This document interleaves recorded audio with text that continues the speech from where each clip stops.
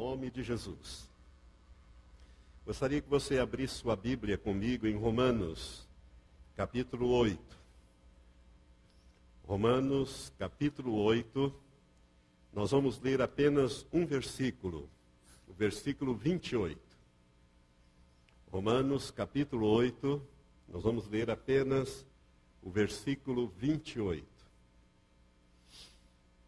Romanos, capítulo 8, é um capítulo extraordinário. Todo cristão deve meditar muito nesse capítulo. Nós, no início dessa igreja, fizemos meditações sequenciais nesse capítulo por vários meses, estudando versículo por versículo. Foi uma experiência muito boa, há muitos anos atrás. Mas hoje quero ler apenas Romanos 8, 28, onde está escrito assim: e sabemos que todas as coisas concorrem para o bem daqueles que amam a Deus, daqueles que são chamados segundo o seu propósito. Ou outras versões diz segundo o seu decreto. Vou ler outra vez. E sabemos que todas as coisas concorrem para o bem daqueles que amam a Deus, daqueles que são chamados segundo o seu propósito ou segundo o seu decreto. Algumas versões mais antigas dizem assim: e sabemos que Deus faz com que todas as coisas, Deus faz com que todas as coisas concorram para o bem daqueles que amam a Deus, daqueles que são chamados segundo o seu propósito ou segundo o seu decreto.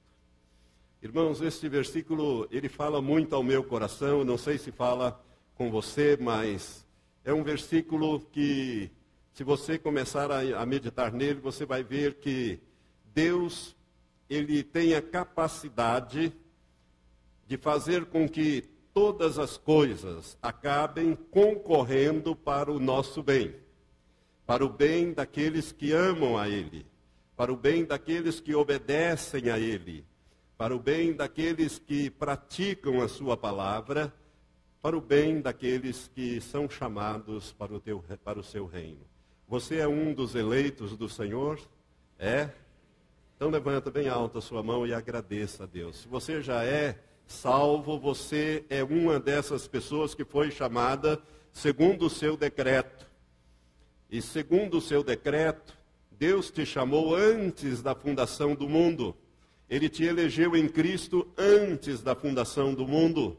A Bíblia nos diz isso. Hoje pela manhã e ontem o pastor Matias falou sobre o poder do sangue, o significado do sangue de Jesus, que foi o Cordeiro de Deus, que foi morto antes da fundação do mundo. São mistérios para nós, mas nós somos eleitos em Cristo Jesus antes da fundação do mundo.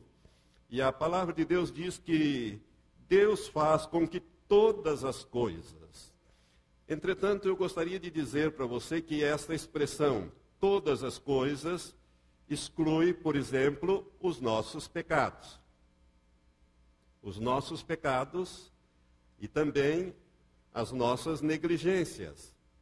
Excluindo essas duas coisas, os nossos pecados e as nossas negligências, Deus vai usar todas as outras coisas ruins, eventualmente que nos ocorram, Ele vai transformar, fazer com que venha para o nosso bem. Por que que os nossos pecados não concorrem para o bem daqueles que amam a Deus? Porque o versículo 13 desse mesmo capítulo 8 diz: porque se viverdes segundo a carne, haveis de morrer.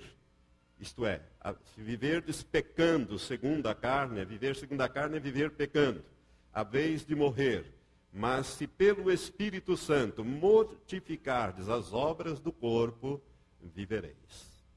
Então, Deus faz com que todas as coisas concorram para o nosso bem, né, conforme esse versículo nos está dizendo. A nossa meditação hoje vai ser sobre o tema: Deus controla as circunstâncias adversas. Irmãos, a verdade é que esse versículo nos fala claramente que Deus trabalha nas circunstâncias que nos são adversas, que nos são contrárias, para fazer com que essas circunstâncias que nos são aparentemente adversas ou inicialmente adversas acabem concorrendo para o nosso bem. E nós podemos ver isso em toda a Bíblia, do Gênesis ao Apocalipse. Eu vou meditar rapidamente em 5 exemplos bíblicos, e um no Gênesis e outro no Apocalipse e os outros no meio.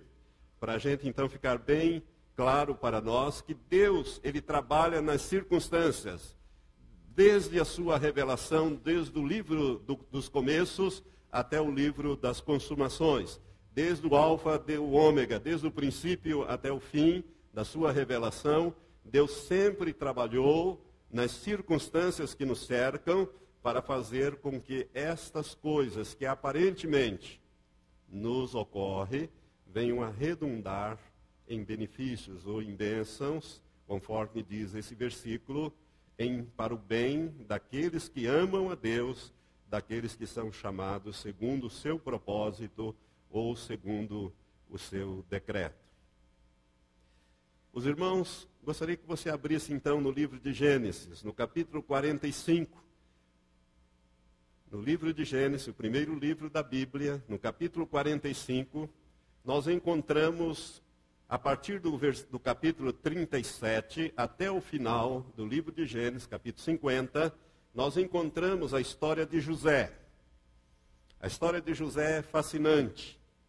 Deus vai trabalhar nas circunstâncias da vida de José para usar José para o bem do seu povo, não só de José e da sua família, mas de todo o povo de Israel.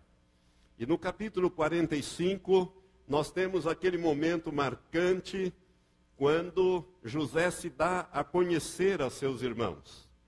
E nós lemos a partir do versículo 1 até o versículo 8 o seguinte: Então José não se podia conter diante de todos os que estavam com ele. Por quê? Porque se você olhar um pouquinho para trás, você vai ver a humilde súplica de Judá. Judá, sem saber que estava diante de José, ele se ajoelha, ele faz uma humilde súplica, ele pede que Benjamim não seja deixado como servo ou como escravo ali no Egito, mas que ele substitua Benjamim, porque Benjamim é o filho do coração do seu pai. Se ele voltasse sem Benjamim, o seu pai certamente morreria de tristeza e de desgosto. Então ele faz essa humilde súplica, e quando ele está fazendo essa humilde súplica, no capítulo 45 nós lemos: Então José não se podia conter diante de todos os que estavam com ele, e clamou: Fazei a todos sair da minha presença. E ninguém ficou com ele quando se deu a conhecer a seus irmãos. E levantou a voz em choro, de maneira que os egípcios o ouviram, bem como a casa de Faraó. Disse então José a seus irmãos: Eu sou José. Vive ainda meu pai? E seus irmãos não lhe puderam responder, pois estavam pasmados diante dele. José disse mais a seus irmãos: Chegai-vos a mim, peço-vos. E eles se chegaram. Então ele prosseguiu: Eu sou José, vosso irmão, a quem vendestes para o Egito. Agora, pois, não vos entristeçais, nem vos aborreçais, por me haverdes vendido para cá, porque para preservar vida é que Deus me enviou adiante de vós. Porque já houve 2 anos de fome na terra, e ainda restam 5 anos em que não haverá nem lavoura, nem cega. Deus enviou-me adiante de vós para conservar-vos descendência na terra e para guardar-vos em vida por um grande livramento. Assim, não foste vós que me enviastes para cá, senão Deus, que me tem posto por pai de Faraó e por senhor de toda a sua casa e como governador sobre toda a terra do Egito. Irmãos, esse é um exemplo maravilhoso de como Deus trabalha nas nossas circunstâncias, ou nas circunstâncias que nos são adversas. Se você estudar a vida de José, Se você ler apenas ali a partir do capítulo 37, você vai ver o que fizeram com José. José tinha tudo para mandar matar os seus irmãos, para acabar com eles, mas veja o coração de José. E Deus conhecia o coração de José. Deus abençoou a vida de José. Tudo que José punha a mão fazia, Deus fazia prosperar, porque Deus tinha um projeto na vida de José, tinha um propósito na vida de José. E tudo aquilo que de ruim, parece que todas as vezes que as coisas começavam a melhorar para o lado de José, acontecia alguma coisa, o diabo vinha, acontecia alguma coisa, e lá vai José de mal a pior. De escravo, ele foi parar lá na prisão, e da prisão Deus o tirou e colocou como governador de todo o Egito. E agora, ele diante dos seus irmãos, ele tem esta revelação de Deus. Ele diz, não fostes vós que me enviastes para cá, senão Deus, que me tem posto por pai de Faraó. Faraó disse a ele, olha, apenas no trono eu serei maior do que tu. Quando eu não estiver no trono, eu estou sujeito às tuas ordens. Mas quando eu estiver no trono, eu serei maior do que tu, José. Você vai governar todo o Egito. Nenhum cão se moverá sem as tuas ordens em toda a terra do Egito. Isso foi ordem de Faraó. Irmãos, aqui nós temos um exemplo glorioso de como Deus controla as circunstâncias que nos são adversas para fazer com que todas as coisas concorram para o bem daqueles que amam a Deus. Você está passando por lutas, circunstâncias adversas. Quem aqui que não tem lutas? Eu creio que ninguém tem condições de levantar a mão. Todos nós temos lutas, não é verdade? Deus não fala de eliminar as lutas, irmãos. A Bíblia não diz nesse texto básico que nós estamos usando, né, de Romanos 8, 28, a Bíblia diz que sabemos que Deus faz com que todas as coisas concorram para o bem. Ele não elimina a luta, ele não elimina a provação. José passou por todas aquelas provações, desde os 17 anos até os 30 anos, quando ele subiu a ser governador do Egito. José passou por provações terríveis, mas Deus sempre esteve com ele, revertendo cada uma daquelas situações, a ponto de colocá-lo sobre todo o governo do Egito, conforme ele próprio declara aqui, como governador sobre toda a terra do Egito. Então, eu gostaria que você, meu amado, que você estivesse isso na sua mente. Que tudo que Deus deixa que nos aconteça, irmãos, é para proveito nosso. Às vezes nós não entendemos no início, às vezes nós pensamos, mas por que essas coisas nos ocorrem? Às vezes nós ficamos pensando por quê, ou perguntando por quê. Alguns perguntam para quê. Talvez a pergunta mais certa seria para quê, e não o porquê. Para que Deus está permitindo isso? Deus deve ter um propósito para isso. Quando Deus me permitiu passar por essa provação, Deus tinha um propósito para isso. E eu estou descobrindo esse propósito. Algumas coisas já me foram reveladas, outras me serão reveladas ainda. Eu quero dizer aos irmãos que quando eu retornar, agora no final do mês de setembro, eu quero entrar no mês de outubro, num período de consagração ao Senhor. Porque eu preciso obter do Senhor algumas diretrizes para a minha vida e para a vida desta igreja. Deus quer fazer grandes obras aqui nessa cidade, vai fazer. Amém, irmãos? Ele está com um projeto, eu sei disso. O meu coração vem apertando de uns tempos para cá, o Senhor vem falando algumas coisas comigo. E eu tenho certeza que o Senhor vai te usar, vai nos usar com poder, vai usar essa igreja com poder, como um referencial, né? Mas para isso, irmãos, há um preço a pagar. Há um preço a pagar que nós vamos mais tarde passar para os irmãos. José, ele esteve na prisão, mas da prisão Deus o levou ao governo. Deus reverteu tudo aquilo que foi feito com ele. Tudo aquilo, Deus reverteu e o colocou numa posição de mando, numa posição de governo, numa posição privilegiada. Amém? Segundo exemplo que a Bíblia nos mostra, está mais ou menos no meio da Bíblia, o livro de Jó, lá no final do livro de Jó, no capítulo 42, no último capítulo, todos nós conhecemos a experiência de Jó. A experiência de Jó que é relatada principalmente nos 2 primeiros capítulos do livro de Jó. Os 2 primeiros capítulos nos diz que Jó era o homem mais rico do Oriente. E Satanás faz um desafio. E desafia Deus a tocar nas coisas de Jó, na família de Jó. E por último, no capítulo 2, ele toca na saúde de Jó, no corpo de Jó. E em tudo isso, se você ler os 2 primeiros capítulos do livro de Jó, você vai ver que a palavra de Deus diz que em tudo isto Jó não pecou com a sua boca, falando qualquer palavra que pudesse condenar a Deus. Em tudo isso, Jó glorificou a Deus, dizendo, Deus o deu, Deus o tirou, bendito seja o nome do Senhor. Agora olha para o último capítulo, quando Deus vai, então, virar o cativeiro de Jó. Aquela situação que Jó estava vivendo, aquela situação de perdas, aquela situação confusa, né? Jó tinha perdido tudo. A partir do versículo 10 nós lemos, o Senhor, pois, virou o cativeiro de Jó, quando este orava pelos seus amigos, e o Senhor deu a Jó o dobro do que antes possuía. Então vieram ter com ele todos os seus irmãos e todas as suas irmãs, e todos quantos dantes o conheceram e comeram com ele pão em sua casa.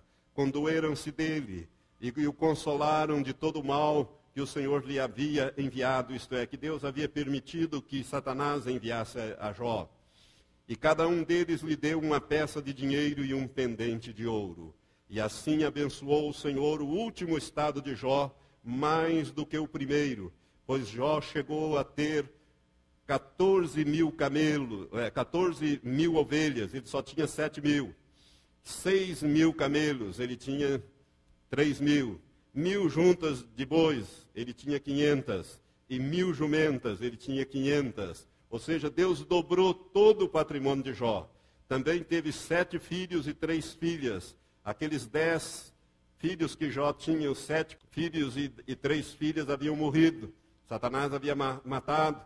Deus agora vai restituir a Jó em dobro, ou seja, Jó, na verdade, teve 14 filhos e 6 filhas ao todo, né? Também teve 7 filhos e 3 filhas, e chamou o nome da primeira Gemima, e o nome da segunda Késia, o nome da terceira Queren-Hapuk. E em toda a terra não se acharam mulheres tão formosas como as filhas de Jó.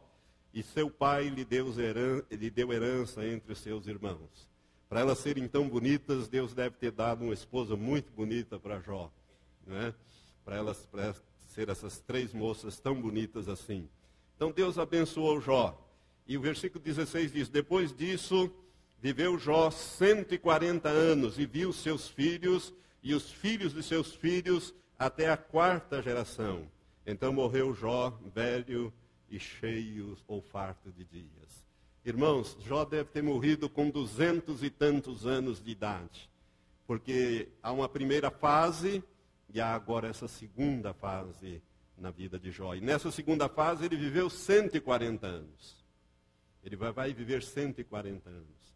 Então nós temos aqui um segundo exemplo da Bíblia, de que Deus pode trabalhar em todas as circunstâncias que nos são adversas, para fazer com que as coisas mudem em nosso favor. Ninguém dava um tostão mais por Jó. Jó estava doente desde o alto da cabeça até a sola dos pés. A Bíblia diz que não havia nada são nele. Ele estava apodrecendo em vida, ele cheirava mal, as pessoas tinham que ficar longe. Ele estava cheirando mal. Satanás havia ferido com uma chaga desde o alto da cabeça até a sola dos pés, com a permissão de Deus. Satanás havia destruído tudo, mas Deus vai reverter tudo isso enquanto Jó orava pelos seus amigos. Vale a pena orar pelos outros. E eu quero levar essa igreja a orar por essa cidade, pela salvação dessa cidade. Nós já estamos orando, mas você comece a orar pela salvação dos seus amigos, dos seus parentes, porque Deus vai revertendo cativeiros na medida em que nós nos damos ao Senhor e damos àqueles que o Senhor quer salvar também. Irmãos, nós temos então um exemplo claro aqui de que Deus faz com que todas as coisas acabem concorrendo para o bem daqueles que amam a Ele, que obedecem a Ele e que são chamados pelo seu decreto. Um terceiro exemplo de que Deus controla as circunstâncias que nos são adversas, nós encontramos no primeiro livro de Samuel, no capítulo 17. É um relato bastante conhecido também, no primeiro livro de Samuel, no capítulo 17, quando Davi enfrenta o gigante Golias. Aquele gigante que durante 40 dias havia desafiado os exércitos de Israel, dizendo: dá-me um campeão para que nós dois lutemos, e aquele que vencer vai se tornar senhor de todo o reino. E esse Golias era um homem de uma estatura tremenda, ele tinha cerca de 3 metros de altura, mais ou menos. Você pode imaginar o tamanho desse gigante, a largura deste homem, né? Já que a Bíblia dá essas dimensões, né? Só a sua couraça pesava 75 quilos, só a couraça que ele usava, né? A sua lança pesava 9 quilos, né? A sua espada então devia ser enorme também e pesada. Enfim, esse gigante durante 40 dias, ele desafiou os exércitos de Israel. E aqui no capítulo 17, a partir do versículo 42, nós vamos ler a partir do 41, quando Davi confronta-se com o gigante. Diz assim: o filisteu também vinha se aproximando de Davi, tendo à sua frente o seu escudeiro. Quando o filisteu olhou e viu a Davi, desprezou-o, porquanto era mancebo, ruivo e de gentil aspecto. Davi era um adolescente ainda, passando da adolescência para a mocidade, era ruivo e era de gentil aspecto. Isso significa que ele não tinha barba ainda, ele tinha umas penujas, né, como nós vemos os adolescentes, aquela mudança de voz, a voz parece que tem hora que fraqueja, etc. Né, aquelas penujas não estão ainda formadas. A barba, ele era de gentil aspecto. Quando o gigante viu aquele adolescente, né, com um cajado de pastor, uma vara de pastor na mão e uma funda, a Bíblia diz que ele o desprezou, porquanto era mancebo, ruivo e de gentil aspecto. Disse o filisteu a Davi: sou eu algum cão para tu vires a mim com paus? Isto é, era aquela vara que o pastor usava, aquele cajado que o pastor usava. E o filisteu, pelos seus deuses, amaldiçoou a Davi. Disse mais o filisteu a Davi: vem a mim, e eu darei a tua carne às aves do céu e às bestas do campo. Davi, porém, lhe respondeu: tu vens a mim com espada e com lança e com escudo, mas eu venho a ti em nome do Senhor dos Exércitos, Deus dos Exércitos de Israel, a quem tu tens afrontado. Hoje mesmo o Senhor te entregará na minha mão. Ferir-te-ei e tirar-te-ei a cabeça. Os cadáveres do arraial dos filisteus darei hoje mesmo às aves dos céus e às feras da terra, para que toda a terra saiba que há Deus em Israel. Para que toda esta assembleia saiba que o Senhor salva, não com espada, nem com lança, pois do Senhor é a batalha, e Ele vos entregará nas vossas mãos. Amém. Irmãos, você sabe quando é que o filisteu perdeu a guerra aqui? O filisteu perdeu a guerra aqui no versículo 43. Olha para o versículo 43. Disse o filisteu a Davi, a batalha perdeu aqui: sou eu algum cão para tu vires a mim com paus? Agora presta atenção nessa parte final. E o filisteu, pelos seus deuses, amaldiçoou a Davi. Amaldiçoou a Davi. Davi era descendente de Abraão. E Deus havia dito a Abraão como promessa: abençoarei os que te abençoarem, e amaldiçoarei os que te amaldiçoarem. E em ti serão benditas todas as famílias ou nações da terra. Irmãos, nós somos a descendência de Abraão, nós que somos da fé. Portanto, nós não devemos ter medo nessas lutas que nós temos que enfrentar. Eu não sei se você tem que matar gigantes todo dia, mas tem gente que tem que matar gigantes todo dia, tem que enfrentar dificuldades, lutas. Mas saiba que o Senhor é contigo. Você é descendente de Abraão, você é herdeiro da promessa. A Bíblia diz que Deus faz com que todas as coisas concorram para o bem daqueles que amam a Ele e que são chamados pelo seu decreto. Sobre Davi havia o Espírito Santo. Ele havia sido ungido, o Espírito Santo estava nele. Sobre nós também, irmãos. O filisteu ignorou que maior é aquele que estava em Davi do que aquele que estava com ele. E pelos deuses dele ele amaldiçoou. E aí foi o erro dele. Porque ao amaldiçoar Davi, Deus amaldiçoou automaticamente o filisteu e o filisteu estava derrotado. Antes de começar a luta, ele já estava derrotado. A ponto de Davi simplesmente colocar uma pedra num estilingue, que é uma funda, girar aquilo e soltar aquela pedra. E certamente o anjo do Senhor tomou velocidade naquela pedra, tomou aquela pedra, fez daquela pedra verdadeiro míssil que cravou na testa daquele gigante. Era o único lugar, usava capacete e tudo. O único lugar que poderia acertar, uma pedra cravou, entrou no crânio dele e ele caiu de boca no chão. Davi tirou a espada da cinta do gigante e cortou-lhe a cabeça. E a partir dali a vitória foi dada. E Deus começou a estabelecer as vitórias na vida de Davi a partir desse fato. Irmãos, aquele fato era para Davi ser derrotado. Se fosse numa bolsa de aposta, como se costuma fazer lá em Londres, 100% das apostas eram no gigante, 0 no Davi. Não é verdade? Numa situação daquela. Porque Deus é tremendo. Então Deus age nas circunstâncias, irmãos. Deus trabalha nas circunstâncias que nos cercam, sendo elas contrárias, para fazer com que elas virem a nosso favor. Aleluias por isso. Eu gostaria que você tivesse isso sempre, durante toda a sua vida cristã, sempre isso em mente. Por mais difícil que a circunstância possa te parecer, meu amado, saiba que Deus está no controle de toda esta situação. Ele está no controle porque você pertence a Ele. José pertencia a Ele. Davi pertencia a Ele. E por isso Deus estava no controle. Jó pertencia a Ele. Por isso Deus estava no controle. As coisas pareciam, vamos dizer assim, negras. Praticamente impossíveis de serem revertidas. Mas Deus reverteu em todas essas situações. Deus reverteu tudo isso, fazendo com que estas coisas ruins viessem a concorrer para o bem desses homens que amavam e obedeciam ao Senhor. Vamos agora para o Novo Testamento. Esses 3 exemplos são do Velho Testamento. Rapidamente, o nosso tempo está acabando. Vamos em 2 Coríntios.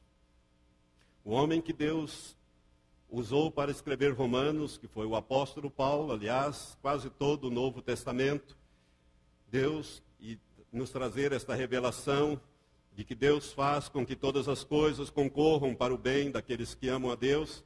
Ele também escreveu em 2 Coríntios uma experiência que nos interessa relatar nesta noite, meditar brevemente nesta noite. 2 Coríntios 12, no final, Paulo, o apóstolo, ele vai falar de uma experiência que ele teve e que resultou numa situação muito difícil para ele. O apóstolo Paulo, ele teve uma revelação, ele foi arrebatado, ele não sabe se no corpo ou fora do corpo, mas ele foi arrebatado no início, quando ele se converteu. O apóstolo Paulo teve esse arrebatamento que ele vai se referir aqui. Por que que nós achamos que foi no início da sua conversão?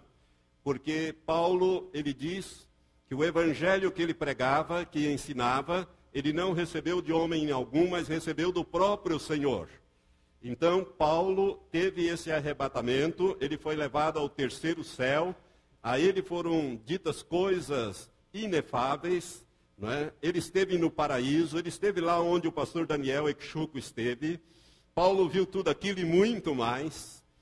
E por causa dessas excelentes revelações que ele teve, aconteceu alguma coisa com ele que nós vamos ler agora em 2 Coríntios 12, de 7 até o versículo 9. Versículo 7 diz: E para que não me exaltasse demais, pela excelência das revelações, foi-me dado um espinho na carne, a saber, um mensageiro de Satanás, para me esbofetear, a fim de que eu não me exaltasse demais, acerca do qual 3 vezes roguei ao Senhor que o afastasse de mim. E ele me disse: a minha graça te basta, porque o meu poder se aperfeiçoa na fraqueza. Por isso, de boa vontade, antes me gloriarei nas minhas fraquezas, a fim de que repouse sobre mim o poder de Cristo. Irmãos, por causa dessas excelentes revelações, e Paulo tinha um problema, porque ele tinha um temperamento difícil. Paulo era um homem que facilmente poderia se descontrolar, e por causa da sua tendência à soberbia, Deus, para quebrantar Paulo, ele vai permitir um espinho na carne. Esta palavra no grego é skolops, significa espinho, estaca, ferrão, farpa. Deus permitiu. E a Bíblia diz o que é. Muita gente cogita que é uma doença, que Paulo tinha uma doença nas vistas, doença disso, daquilo. Uns acham que é a sua sogra, etc. Há muitas especulações, mas ele próprio diz o que vem a ser este espinho na carne. Por isso, nós não podemos especular aqui. Nós temos que crer exatamente no que o apóstolo escreveu. Era um mensageiro de Satanás, um demônio, que o esbofeteava de vez em quando ele começava a querer ficar muito exaltado por causa das excelentes revelações, aquilo vinha sobre ele e ele tinha que ser quebrantado, né? E por isso, muitas vezes, Deus tem que tratar conosco. Aqui nós podemos tirar uma lição seguinte, irmãos. Às vezes, Deus tem que tratar conosco. Eu estive falando essa semana para um grupo de irmãos que estão vindo para esta igreja, de uma a outra, e que em breve nós vamos receber aqui como membros. E eu estava dizendo a eles essa semana ainda, com o pastor Matias, que Deus trata conosco aonde nós precisamos ser tratados. Se você é uma pessoa orgulhosa, Deus vai tratar ali. É ali que vai haver a poda. Se você é uma pessoa indolente, Deus vai tratar ali. Se você é uma pessoa que gasta demais, Deus vai ter que tratar ali. Você é uma pessoa descontrolada, você tem um temperamento descontrolado, Deus vai ter que tratar ali. E se você resistir o tratamento de Deus, você vai resistir à ação do Espírito Santo em você.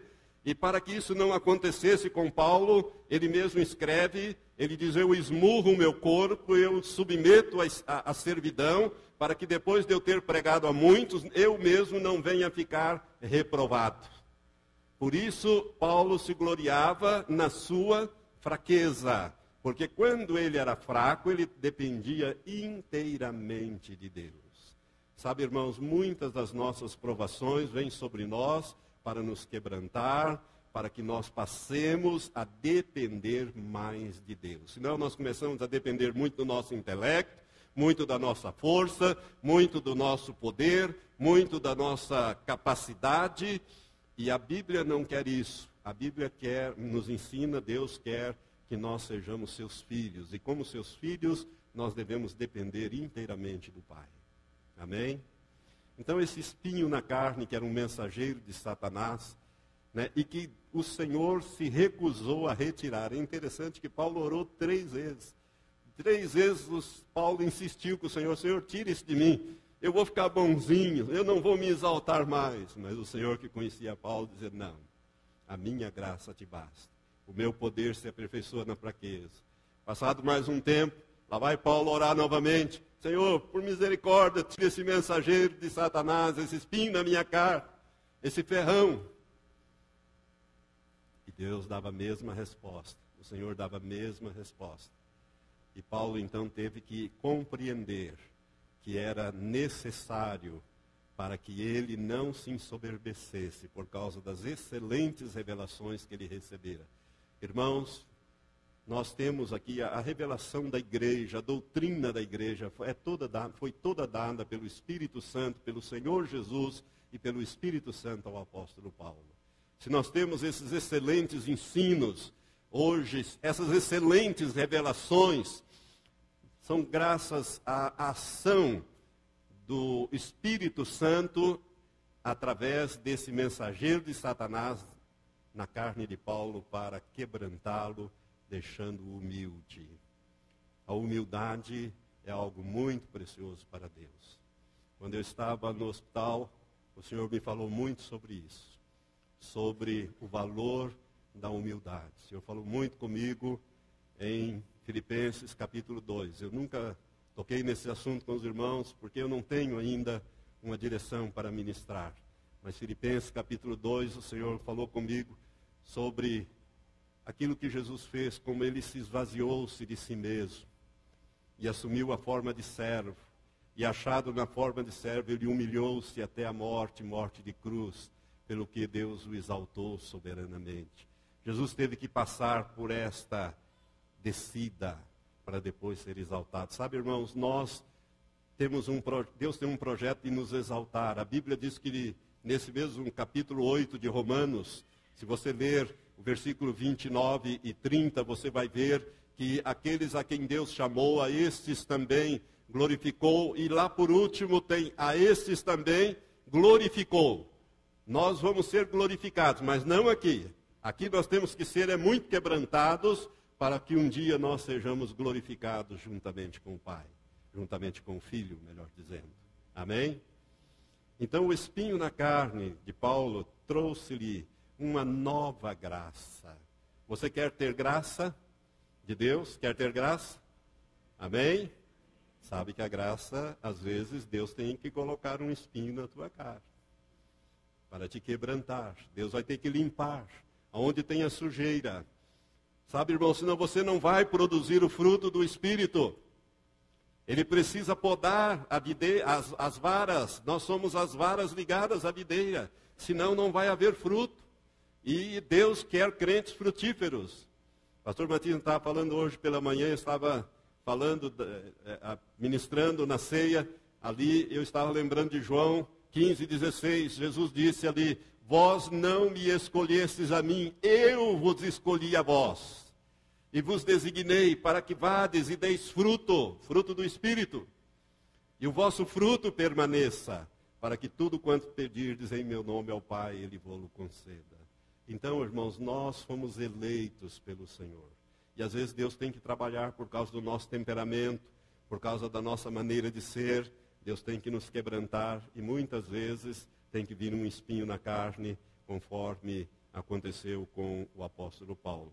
E por último eu disse que nós íamos do Gênesis ao Apocalipse. Vamos lá no Apocalipse, capítulo 1. Apocalipse, capítulo 1, a revelação que o apóstolo João recebeu do Senhor no livro do Apocalipse. Irmãos, aqui nós vemos uma situação, você pode dizer, mas pastor, aqui tem uma coisa gloriosa, e é glorioso mesmo, o que João viu aqui. Mas antes eu quero chamar a sua atenção aonde João estava. Quando ele recebeu esta excelente revelação, a revelação do Apocalipse, irmãos, João estava numa prisão. João estava exilado numa ilha, a ilha de Patmos. O imperador Domiciano estava promovendo uma perseguição violenta no Império Romano contra os cristãos. E como João era um ancião, um homem já de quase 95 anos, mais ou menos, ele mandou exilar João na ilha de Patmos. E João já, vamos dizer assim, para morrer na ilha de Patmos. Ali sem nenhum recurso. E naquele lugar, João vai ter essa excelente revelação. Na prisão, Deus vai então revelar a João. Jesus vai se revelar a João. No capítulo 1, a partir do versículo 9, nós lemos assim, até o versículo 18. Eu, João, vosso irmão, e companheiro convosco na aflição, no reino e na perseverança em Jesus, estava na ilha chamada Pátimos por causa da palavra de Deus e do testemunho de Jesus. Eu fui arrebatado em espírito no dia do Senhor, e ouvi por detrás de mim uma grande voz como de trombeta, que dizia, o que vês, escreve-o num livro, e envia-o às 7 igrejas, a Éfeso, a Esmirna, a Pérgamo, a Tiatira, a Sardes, a Filadélfia e a Laodiceia. E voltei-me para ver quem falava comigo, e ao voltar me vi 7 candeeiros de ouro, e no meio dos candeeiros um semelhante a filho de homem, vestido de uma roupa talar, e cingido à altura do peito com um cinto de ouro, e a sua cabeça e cabelos eram brancos como a lã, branca como a neve, e os seus olhos como chamas de fogo, e os seus pés semelhante a latão reluzente que fora refinado numa fornalha, e a sua voz como a voz de muitas águas. Tinha ele na sua destra 7 estrelas, e da sua boca saía uma aguda espada de 2 gumes. E o seu rosto era como o sol quando resplandece na sua força. Quando vi, caí a seus pés como morto. E ele pôs sobre mim a sua destra, isto é, a sua mão direita, dizendo, não temas, eu sou o primeiro e o último, e o que vivo. Fui morto, mas eis aqui, estou vivo pelos séculos dos séculos, e tenho as chaves da morte e do inferno. Amém. Irmãos, para João ter essa revelação estupenda, ele teve que ir parar numa prisão, velho, já no final dos seus dias, quem sabe até doente, não sei, mas num lugar onde não havia nenhum conforto, onde não havia nenhuma condição dele sobreviver. E ali, naquele lugar, Jesus se aparece a ele, não mais aquele Jesus que João conheceu, porque João era um dos discípulos mais íntimos de Jesus, era Pedro, Tiago e João. João era o mais novinho. João, ele é o último dos apóstolos a morrer. Ele vai morrer lá pelo ano 98, mais ou menos. Ele vai morrer lá com 90 e tantos anos. Né?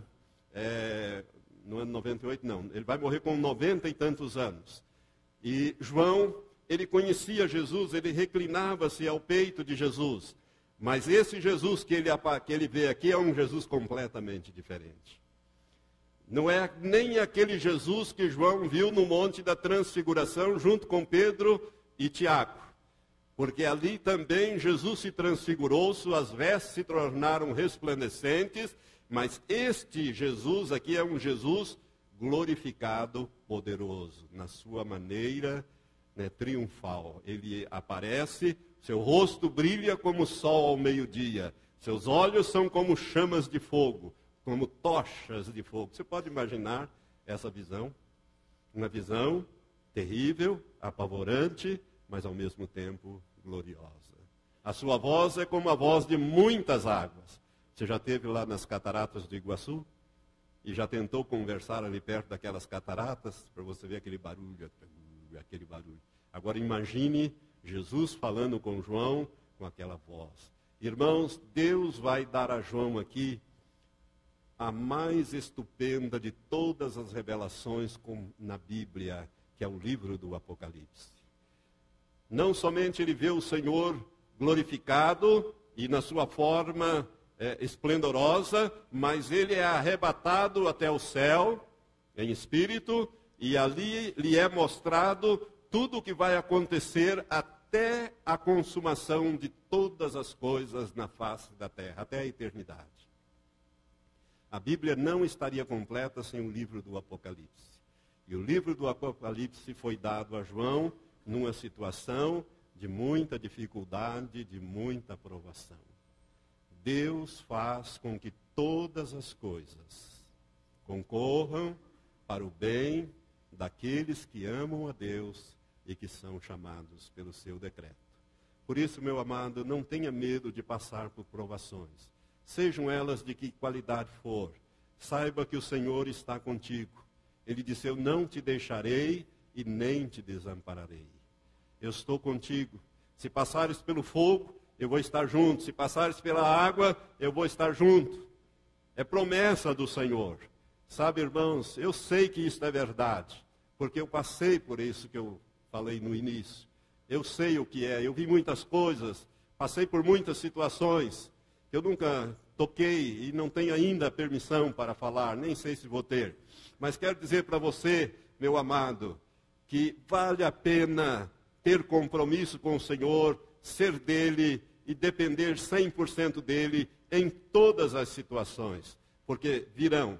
Jesus disse, no mundo tereis aflições, mas tende bom ânimo, eu venci o mundo. Ele vai estar conosco e para nos dar a vitória. Ele vai sempre controlar as circunstâncias que nos são adversas, fazendo com que elas se revertam, a fim de que esta palavra, esta promessa, essa escritura de Romanos 8, 28, se cumpra integralmente na nossa vida. A partir de hoje, irmão, tome esse versículo como um versículo daqueles que você vai decorar, aprender e vai deixar que ele se torne uma revelação lá no seu espírito. E sabemos que Deus faz com que todas as coisas concorram para o bem daqueles que amam a Deus, daqueles que são chamados segundo o seu propósito ou segundo o seu decreto. Amém?